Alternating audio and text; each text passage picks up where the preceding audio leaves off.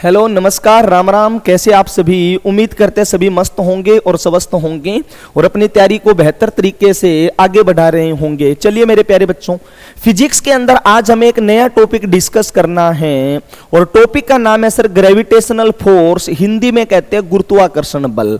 तो सबसे पहले आपको सिंपल सी बात मैं बताऊं कि गुरुत्वाकर्षण बल होता क्या है। तो याद रखना आप, दुनिया की जितनी भी चीजें हैं ना सर, ये सारी की सारी चीजें एक दूसरे को आकर्षित करती हैं और उसी आकर्षित बल को हम गुरुत्वाकर्षण बल कहते हैं। ठीक है ना।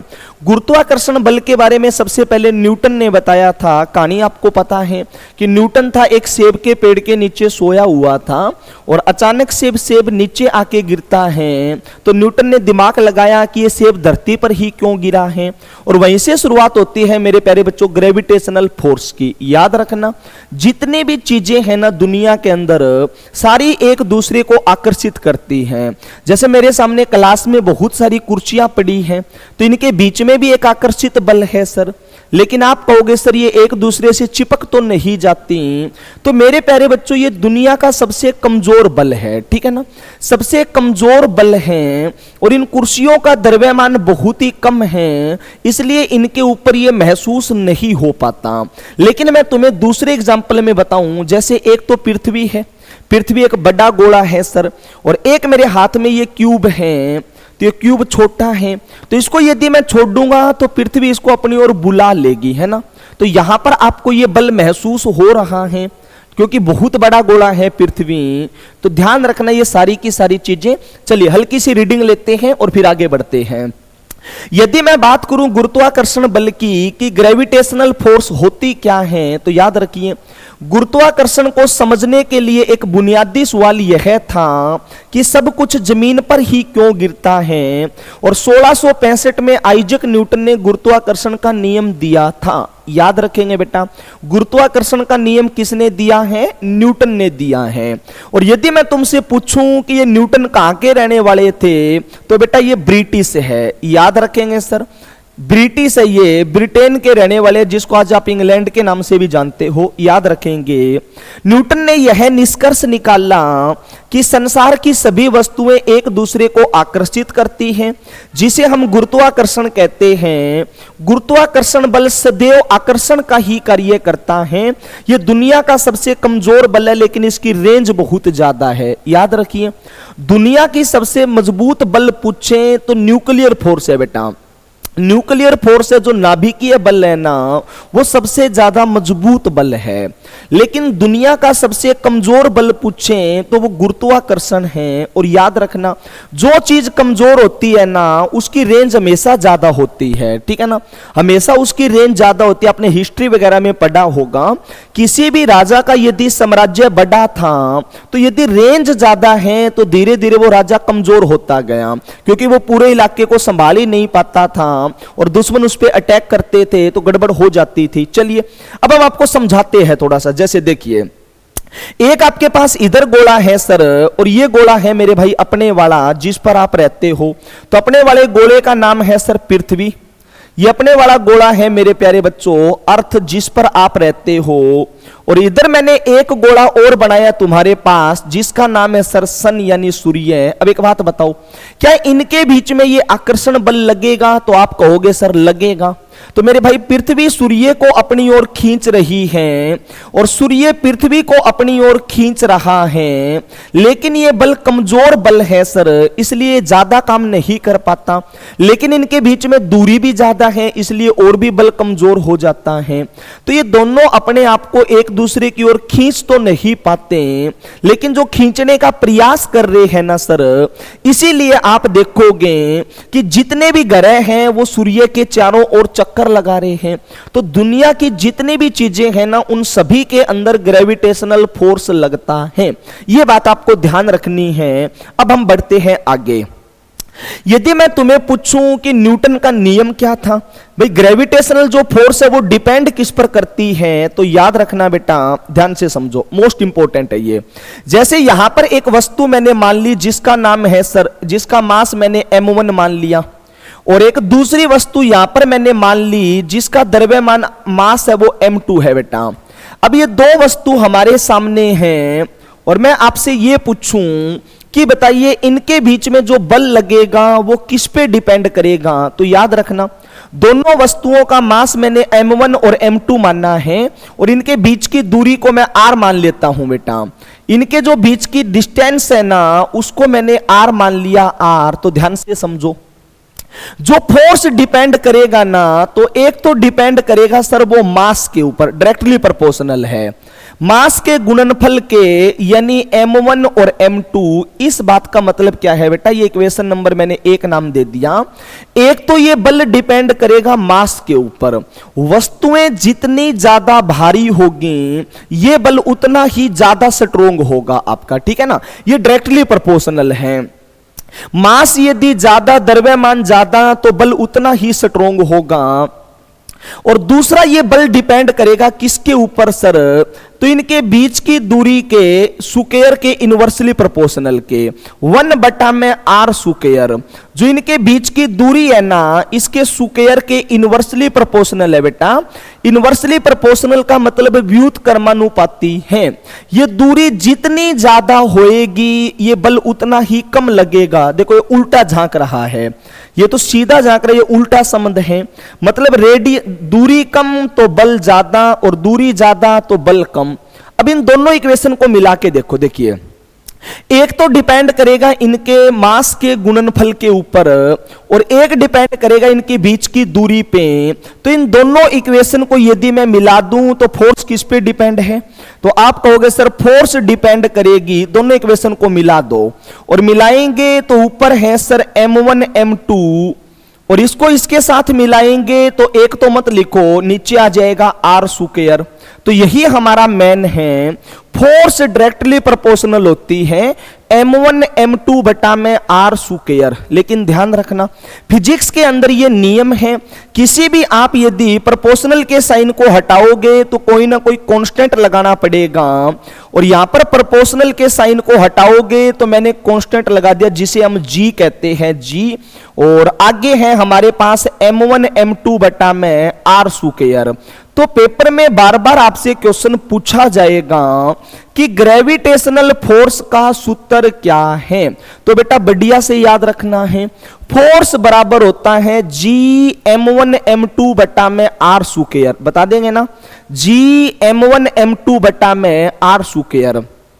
अब आप कहोगे सर ये g क्या है, g तो g यहां पर ग्रेविटेशनल कांस्टेंट है जिसका मान आप कहीं भी चले जाओगे ब्रह्मांड के अंदर तो उसका मान सेम ही मिलेगा बेटा।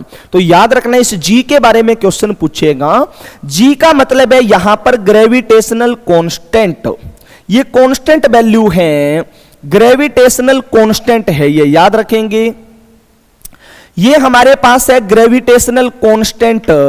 अच्छा इसका मान आपको याद रखना है, पेपर में कई बार पूछा गया है। गुरुत्वाकर्षण नियतांक है, ये फिक्स वैल्यू है और g का मान याद रखेंगे बेटा 6.67 गुना में 10 की पावर -11, ठीक है ना, 10 की पावर -11 है। याद रखेंगे पेपर में बार बार आया है, क्या मान है सर 6.67 गुना में 10 की पावर -11। अच्छा इसके मात्रक की बात करूं मैं कि सर जी का मात्रक क्या होगा, मात्रक यानी यूनिट, तो बेटा आप यूनिट भी निकाल सकते हो। यूनिट देखो कैसे निकाल लेंगे, इधर देखो ध्यान से, देखो हमें g का मान निकालना है तो g को अकेला करना पड़ेगा तभी मान निकलेगा। तो g का यदि मात्रक पूछेंगे तो g को अकेला कर रहा हूं मैं, इधर क्या है फोर्स। अच्छा सर अकेला करेंगे तो ये r स्क्वायर नीचे है और ये भाग वाला नंबर है तो भाग वाला नंबर उधर चला जाएगा गुना में, और ये m1 और m2 गुना में है ऊपर है और ऊपर वाला नंबर दूसरी तरफ हमारा चला जाएगा नीचे, जानते हो ना। तो g का यदि तुम्हें मैं मात्रक पूछूं तो बता सकते हो, बता देंगे, बताओ। फोर्स है तो फोर्स का मात्रक होता है बेटा न्यूटन। अब ये दूरी है और दूरी को हम मापेंगे सर मीटर के अंदर, तो स्क्वायर है तो दूरी का मात्रक लिख देंगे मीटर स्क्वायर और नीचे हमारे पास द्रव्यमान है। द्रव्यमान को मापेंगे हम किलोग्राम में, और 2 बार द्रव्यमान है तो किलोग्राम और किलोग्राम हो जाएगा किलोग्राम का स्क्वायर।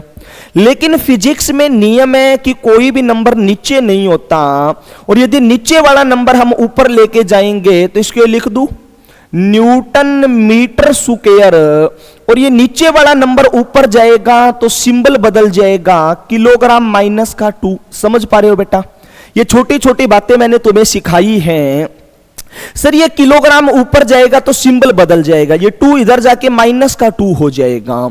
तो इसका मात्रक भी आप मेरे को बता सकते हो, जी का मात्रक हो जाएगा sir newton metre square kilogram inverse का स्क्वायर, है ना। ये सारी की सारी बातें उम्मीद करेंगे क्लियर हैं। दोबारा बताओ एक लाइन में बताओ, गुरुत्वाकर्षण बल की खोज किसने करी? आप कहोगे न्यूटन ने। गुरुत्वाकर्षण बल है वो कैसा बल है? तो एक आकर्षित बल है, चीजों को अट्रैक्शन का काम करेगा सर। कैसा बल है दुनिया का? तो सबसे कमजोर बल है, और जो चीज कमजोर होती है उसकी रेंज बहुत ही ज्यादा होती है। तो बेटा इस बल की रेंज सबसे ज्यादा है। कहां पर हमारा सूर्य है, कहां पर पृथ्वी है, और फिर भी इनके बीच में ये काम कर रहा है। ग्रेविटेशनल फोर्स का सूत्र बता देंगे, आप कहोगे बता देंगे सर। फोर्स बराबर होती है Gm1m2 बटा में r स्क्वायर। जी का एक कांस्टेंट है, कांस्टेंट का मान क्या है? 6.67 गुना में 10 की पावर -11। छोटी छोटी बातें हैं, उम्मीद करेंगे ये सारी बातें क्लियर होगी। अब हमें आगे समझना है बेटा स्मॉल जी के बारे में। अभी हमने आपको कैपिटल जी के बारे में बताया, ग्रेविटेशनल के बारे में। अब हम बात करेंगे स्मॉल जी यानी ग्रेविटी के बारे में। ये भी मैन है, पढ़ के देखो, मैंने तुम्हारे लिए लिख दिया।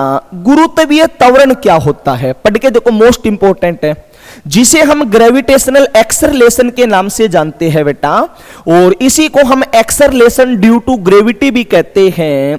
अच्छा सर गुरुत्वीय त्वरण क्या है? तो बिल्कुल सिंपल भाषा में बताऊं, देखो मेरे हाथ में ये एक क्यूब है, और इस क्यूब को यदि छोड़ दोगे तो पृथ्वी इसको अपनी ओर खींच रही है, खींचेगी ना। तो जिस त्वरण के साथ पृथ्वी किसी भी चीज को अपनी ओर खींचेगी ना बेटा, उसी त्वरण को हम गुरुत्वीय त्वरण कहते हैं, और ये फिक्स है। गुरुत्वीय त्वरण का मान पृथ्वी पर लगभग हम सारी जगह लेके चलते हैं 9.8। जैसे इसको मैंने यहां पर पकड़ा, इसकी स्पीड 0 है, तो बेटा यदि ये नीचे जाएगा ना तो हर सेकंड इसकी स्पीड लगभग 9.8 बढ़ेगी। त्वरण का मतलब है हर सेकंड उसकी स्पीड बढ़ाएगा। यहां पर 0 है तो 1 सेकंड बाद में 9.8 लगभग 10, 2 सेकंड बाद 20, 3 सेकंड बाद 30, 4 सेकंड बाद 40। तो देखा होगा आपने, जितना ज्यादा इसको टाइम लगेगा ना, इसकी स्पीड उतनी ही ज्यादा होती जाएगी। जैसे एक तो मैं यहां पर लेक्चर स्टैंड पे खड़ा हूं, यहां से गिरा तो नीचे जाने में मेरे को 2 ही सेकंड लगे मान के चलो, तो मेरी स्पीड तो 20 ही है। लेकिन एक मेरे भाई मैं 3 मंजिल से गिरूंगा तो नीचे जाने मेरे को 50 सेकंड लगे, और 50 सेकंड लगेंगे तो वहां पर तो स्पीड बहुत ज्यादा हो जाएगी, हर सेकंड स्पीड आपकी 10 बढ़ेगी। तो समझो गुरुत्वीय त्वरण का मान क्या है, बड़ी काम की चीज है ये, पढ़ो। पृथ्वी जिस त्वरण से किसी वस्तु को अपनी ओर खींचती है उसे गुरुत्वीय त्वरण कहते हैं। इसलिए इस त्वरण को पृथ्वी के गुरुत्वीय बल के कारण त्वरण या गुरुत्वीय त्वरण, सिंपल मेरे भाई बात है।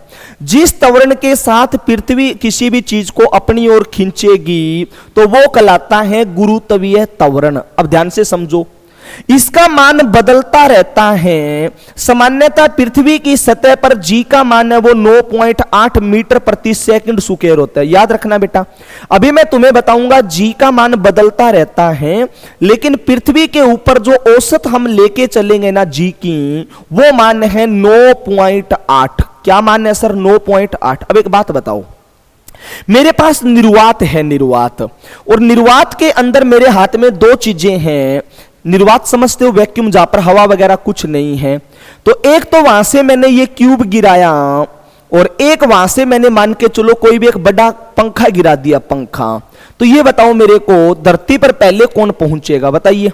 निर्वात के अंदर एक तो मैंने ये क्यूब गिराया, और एक मैंने कोई भारी चीज गिराई, पंखा गिराया जैसे, बताइए धरती के ऊपर पहले कौन पहुंचेगा? आप कहोगे पंखा। गलत है बेटा, दोनों बराबर पहुंचेंगे, क्योंकि पृथ्वी के लिए जी का मान है वो फिक्स है सर 9.8। सारी की सारी चीजों को पृथ्वी 9.8 की स्पीड से खींचती है, लेकिन ऐसा क्यों नहीं हो पाता?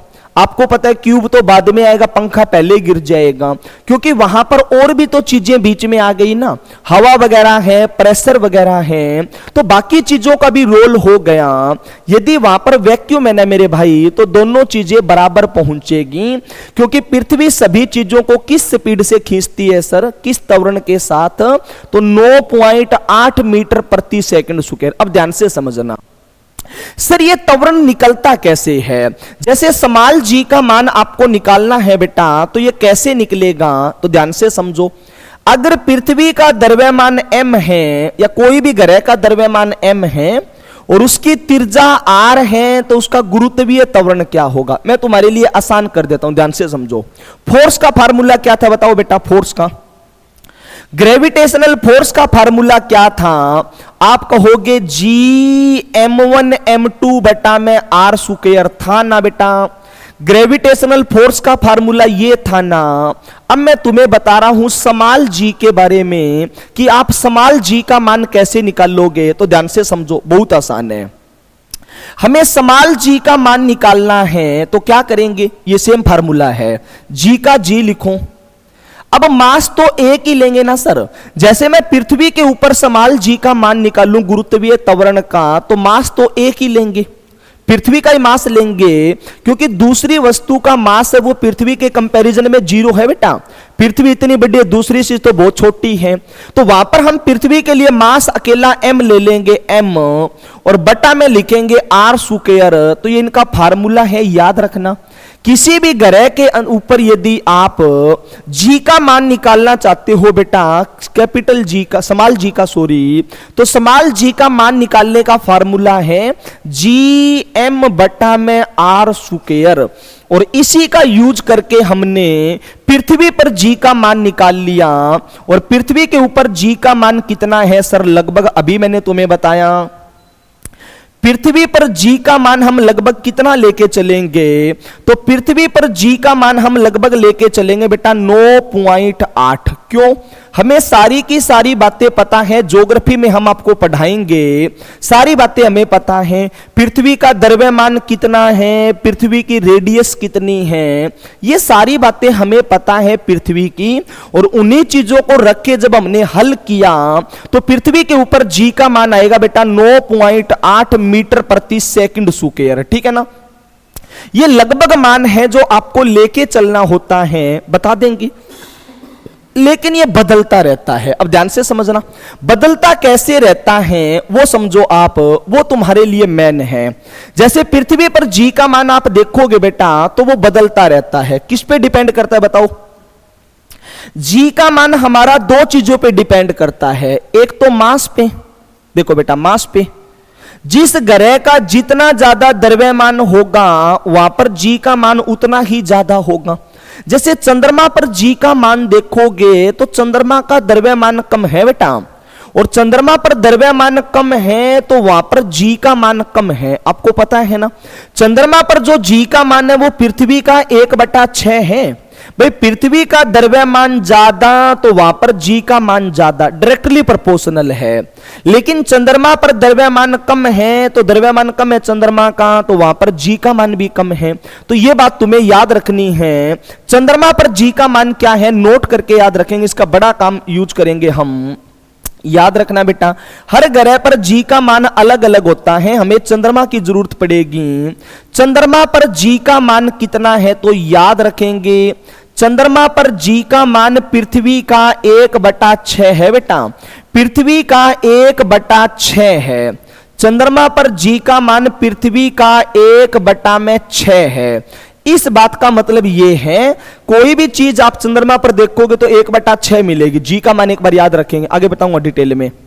दूसरा सर, ये जी का मान डिपेंड करता है रेडियस पर। और ध्यान से देखो बेटा, उल्टा संबंध है, देखो टेढ़ा झांक रहा है, ये तो सीधा झांक रहा है, तो सीधा संबंध है।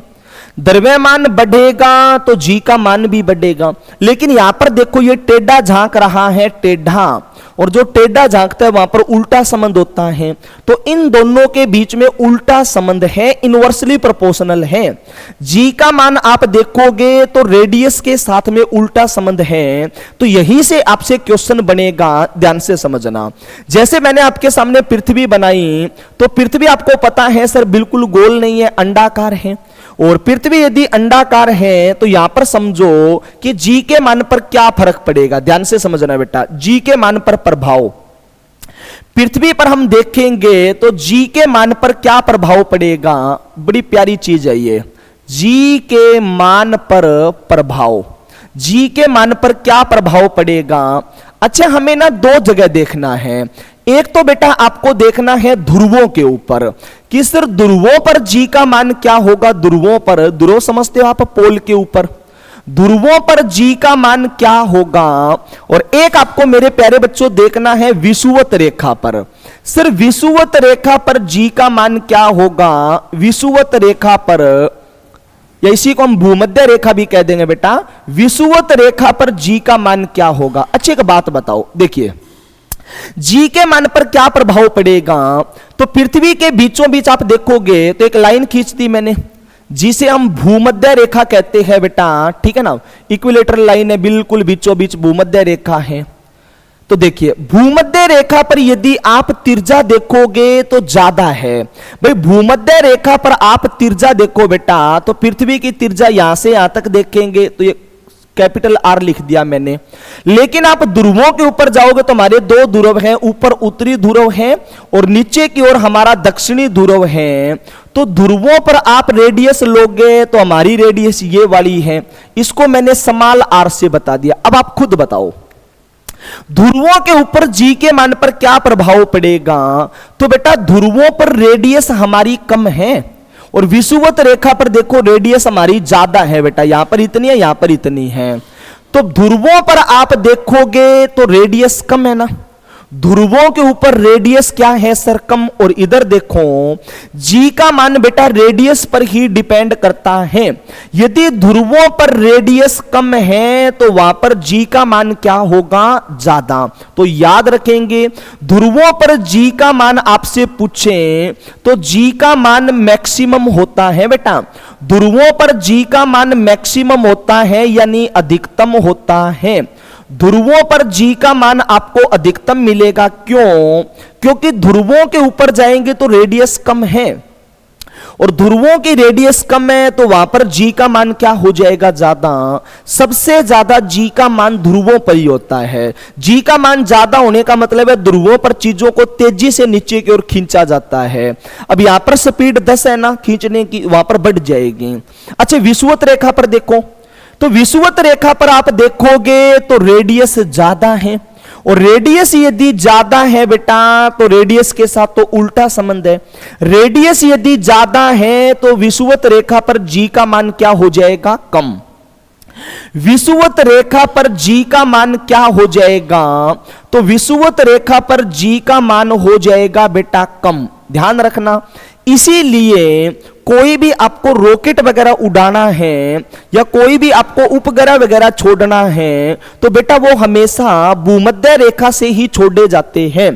कोई भी आपने देखा होगा उपग्रह आपको छोड़ने हैं, उपग्रह, कोई भी उपग्रह हमें छोड़ने होते हैं तो उपग्रह हमेशा कहां से छोड़े जाते हैं सर, तो उपग्रह हमेशा विषुवत रेखा के पास से ही छोड़े जाते हैं। क्यों? क्योंकि यहां पर जी का मान कम है और जी का मान यदि कम है तो पृथ्वी यहां पर आराम से खींचेगी। लेकिन दिक्कत है बेटा ये विषुवत रेखा है, ये कई देशों से तो जाती नहीं है। जैसे मैं भारत की बात करूं तो भारत के आप अंदर देखोगे तो विषुवत रेखा तो भारत से जाती नहीं है। भारत आप देखोगे तो यहां पर मिलेगा उत्तरी गोलार्ध में, और भारत आपको पता भी है विषुवत रेखा से कितनी दूर है, तो 876 किलोमीटर। भाई भारत तो विषुवत रेखा से 876 किलोमीटर दूर है। तो एक बात बताओ कहां से छोड़े हम, तो विषुवत रेखा तो हमारे देश में है ही नहीं, तो हम कोशिश करेंगे सर विषुवत रेखा के पास से ही छोड़ दें। इसीलिए आप देखोगे भारत में जो रॉकेट वगैरह है ना, वो सबसे पहले केरल से छोड़े जाते थे, थुम्बा परीक्षण केंद्र से, क्योंकि केरल बिल्कुल लास्ट का भाग है जो विषुवत रेखा के पास पड़ेगा। लेकिन धीरे धीरे जब क्वालिटी बढ़ी तो आप कहीं से भी छोड़ सकते हो। अब आप देखोगे तो बहुत सारे द्वीप है भारत में, व्हीलर द्वीप है, सारे के सारे हम ये केंद्र ज्योग्राफी के अंदर पढ़ेंगे, ठीक है ना। श्रीहरिकोटा है या और है, तो कोशिश की जाती है कि विषुवत रेखा के पास ही रहे। क्यों? क्योंकि विषुवत रेखा पर जी का मान कम है बेटा, तो ये दोनों बातें याद रखनी है।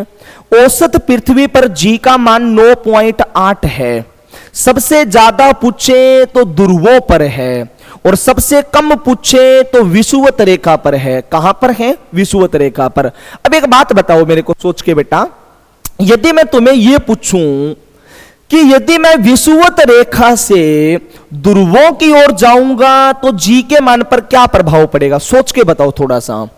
यदि मैं विषुवत रेखा से ध्रुवों की ओर जाऊंगा तो जी के मान पर क्या प्रभाव पड़ेगा? आप कहोगे बढ़ेगा। देखो भाई, यहां से मैं इधर जा रहा हूं तो यहां पर जी का मान सबसे कम है और यहां पर जी का मान सबसे ज्यादा है। तो यदि मैं यहां से इधर जाऊंगा तो ज्यादा की ओर जा रहा हूं, तो ध्रुवों की ओर जाएंगे तो जी का मान बढ़ेगा बेटा। उल्टा बताओ, यदि मैं ध्रुवों से विषुवत रेखा की ओर आऊं तो क्या होगा?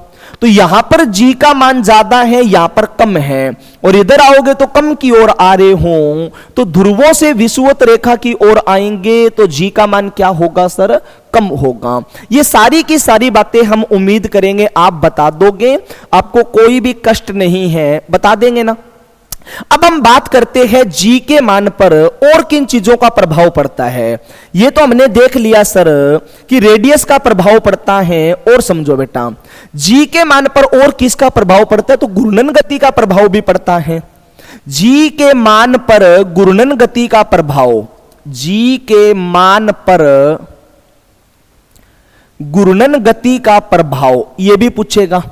जी के मान पर घूर्णन गति का प्रभाव, क्या प्रभाव पड़ेगा? तो गौर से समझना। जी के मान पर घूर्णन गति का प्रभाव, क्या प्रभाव पड़ेगा घूर्णन गति का? तो एक बार याद रखना, दो चीजों पर पूछेगा। एक तो आपको पूछेगा सर ध्रुवों पर, और एक आपको पूछेगा मेरे प्यारे बच्चों विषुवत रेखा पर। दोबारा समझो, एक तो पूछेगा ध्रुवों पर क्या प्रभाव पड़ेगा, और एक आपसे पूछेगा विषुवत रेखा पर क्या प्रभाव पड़ेगा। विषुवत रेखा पर क्या प्रभाव पड़ेगा? तो ध्यान से समझो, पहले बता रहा हूं ध्रुवों पर, ध्यान से समझो। पृथ्वी घूम रही है ना, आपको पता है पृथ्वी अपने एक्स पर घूम रही है, और अपने एक्सिस पर घूमेगी तो एक चक्कर पूरा कर लेती है 24 घंटे में। कितने घंटे में सर? 24 घंटे में। अब मैं उस घूर्णन गति की बात कर रहा हूं कि घूर्णन गति का जी के मान पर क्या प्रभाव पड़ेगा। तो याद रखना बेटा, पृथ्वी तेज घूमे या धीरे घूमे, ध्रुवों पर जी के मान पर कोई प्रभाव नहीं पड़ता बेटा। ध्रुवों पर जी के मान पर कोई प्रभाव नहीं पड़ेगा, याद रखना, कोई प्रभाव नहीं पड़ेगा। बड़ा प्यारा क्वेश्चन बता रहा हूं तुम्हें मैं। पृथ्वी तेज घूमे या धीरे घूमे, जी के मान पर ध्रुवों पर कोई भी प्रभाव नहीं पड़ेगा।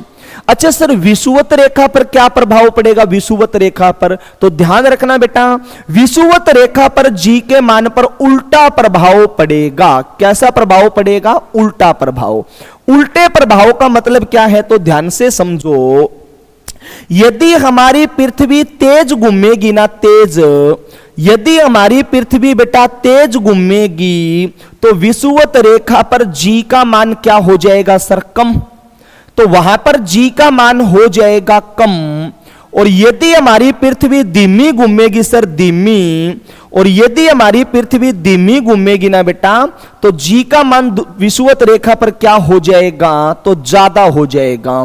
यह बात भी आपको ध्यान रखनी है। बड़ा ही प्यारा सा टॉपिक है, बताओ दोबारा।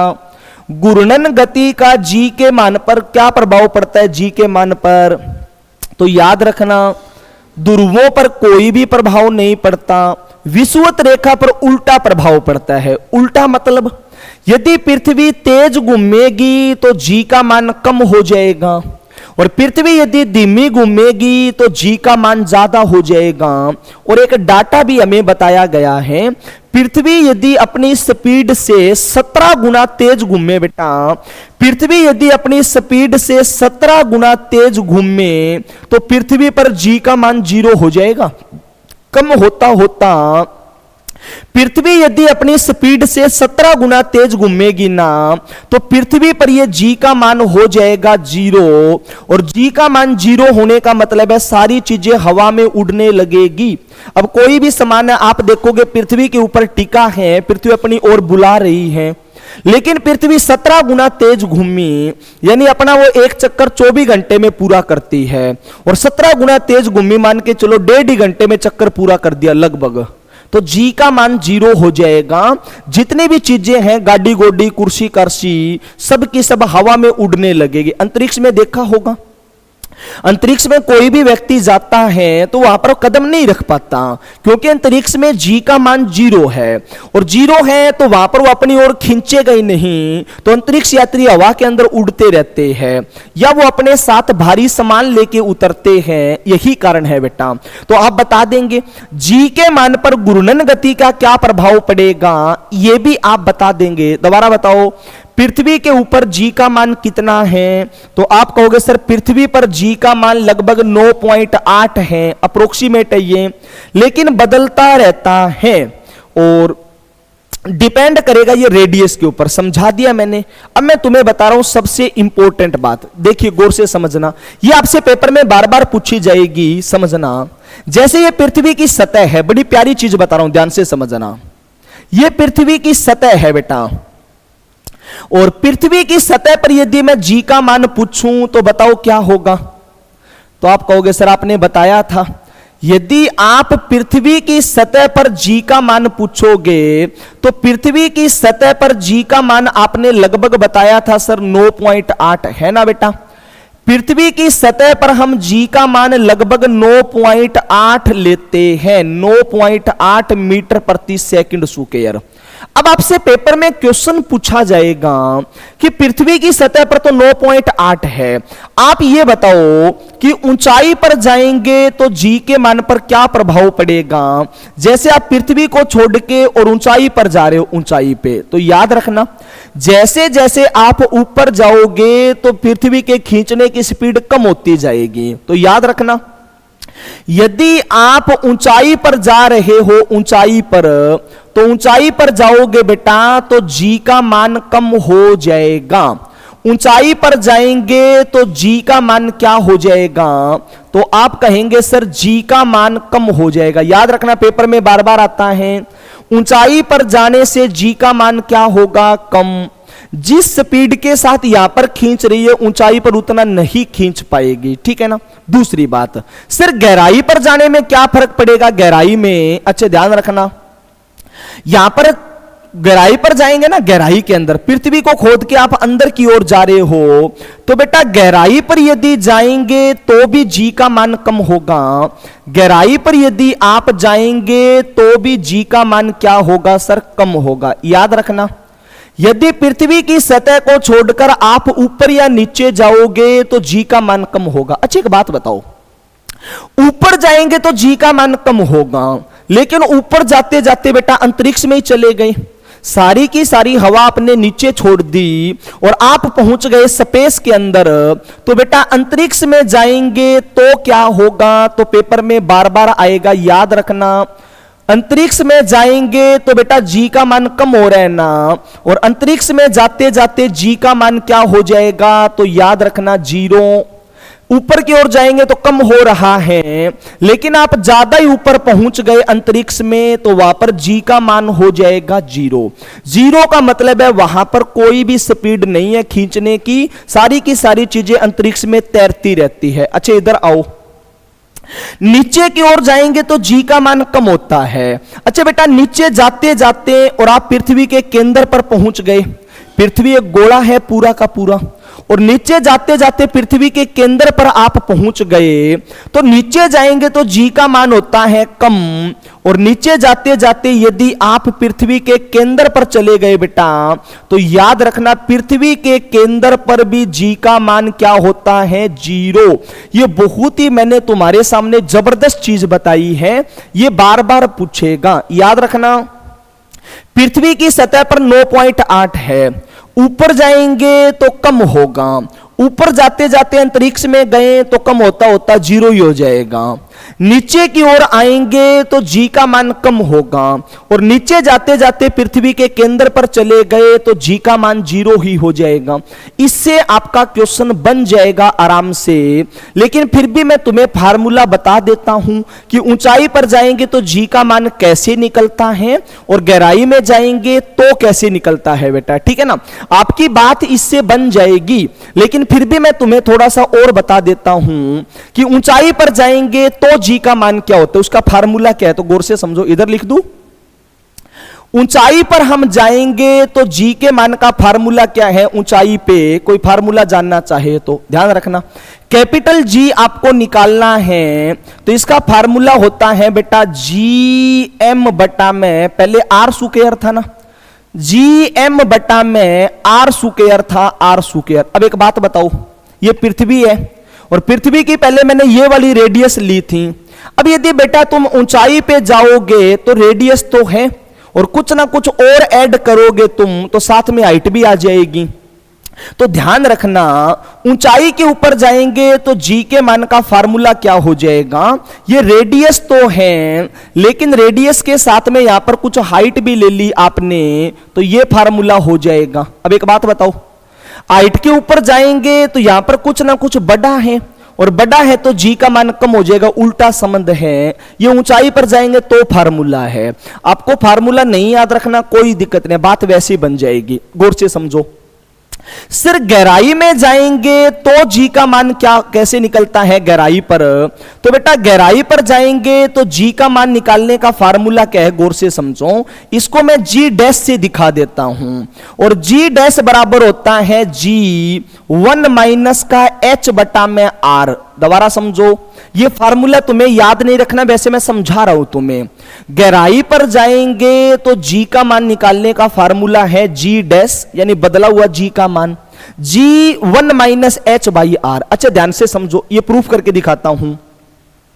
पृथ्वी के केंद्र पर जी का मान 0 है। कैसे 0 है? तो इधर देखो, ये हमारी पृथ्वी है और ये मैंने पृथ्वी की रेडियस मान ली। अब एक बात बताओ, हम तो यहां रहते हैं और पृथ्वी के केंद्र पर यदि जाएंगे तो मेरे को रेडियस के बराबर डेप्थ लेके आनी पड़ेगी ना। जितनी पृथ्वी की तिरजा है उतना ही गहराई में मेरे को जाना पड़ेगा बेटा, उतना ही डेप्थ में मेरे को जाना पड़ेगा जितनी तिरजा है, तभी हम केंद्र पर पहुंचेंगे। तो जी का मान हम निकाल लेंगे, जी डैश बराबर है जी 1 माइनस का एच। एच का मतलब हाइट बोलो डेप्थ बोलो, एक ही बात है। तो पृथ्वी के केंद्र पर जाएंगे तो कितनी डेप्थ है? तो पृथ्वी की रेडियस के बराबर आर, और बटा में भी आर है। हल कर दो बेटा। अच्छा सर, आर से आर कटेगा तो 1 आ जाएगा, 1 हल करेंगे, जी डैश बराबर जी। सर 1 में से 1 घटाएंगे तो 0 आएगा, और किसी भी नंबर की 0 में गुणा करेंगे तो 0 ही आएगा। तो बेटा ये मैंने तुम्हें प्रूफ भी करके दिखा दिया कि पृथ्वी के केंद्र पर जी का मान 0 कैसे हुआ, ठीक है ना। लेकिन मेरी बात समझो, आपसे इतना डिटेल में नहीं पूछेगा हरियाणा जैसे एग्जाम में, लेकिन फिर भी मैं तुम्हें प्रिपेयर कर रहा हूं उन चीजों के लिए।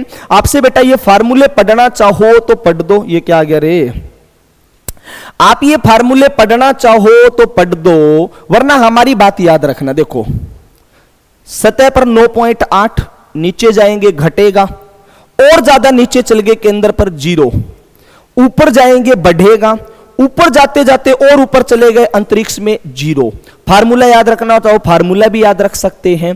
अगली क्लास के अंदर इस टॉपिक को हम कंप्लीट कर देंगे। बड़ा ही प्यारा टॉपिक है, उम्मीद करते हैं समझ आया होगा, और समझ आया तो बढ़िया से चीजों को एक बार पढ़ो, और 1-2 बार पढ़ोगे तो बिल्कुल पक्का हो जाएगा। चलिए थैंक यू।